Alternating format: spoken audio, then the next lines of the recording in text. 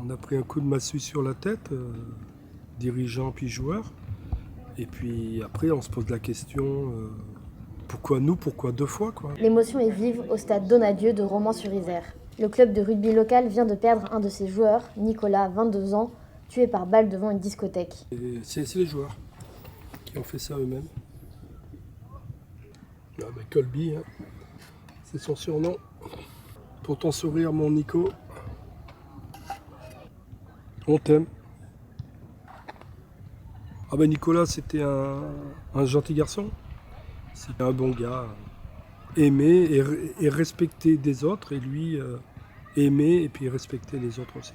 Nicolas, c'était un coéquipier fidèle, un amoureux de son sport, puisqu'il était tout le temps présent, que ce soit à ses matchs, aux matchs des équipes de jeunes, il venait les encourager régulièrement. Voilà, donc le club, tout le monde le connaissait, et puis c'était sa maison ici. Il avait commencé le rugby à 6 ans ici, même s'il avait fait des petits écarts dans des clubs voisins, il était toujours revenu chez lui. Il revenait toujours chez lui et il passait ses troisièmes mi-temps chez lui. Donc voilà, c'était un bon camarade, c'était un bel état d'esprit, que ce soit sur le terrain ou en dehors du terrain.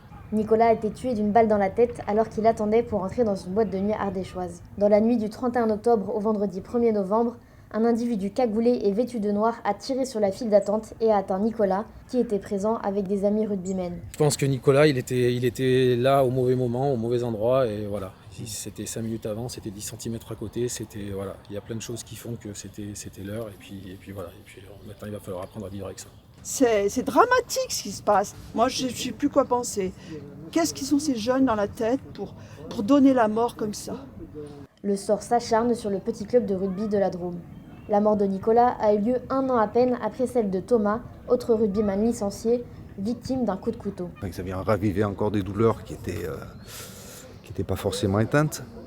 Voilà, donc c'est un hommage que moi je voulais lui rendre cet après-midi, quoi, à ce gamin. C'est pas possible, et voilà, ça se répète à quasiment 1 an d'intervalle. 2 gars qui jouaient dans la même équipe, on se dit c'est de la folie.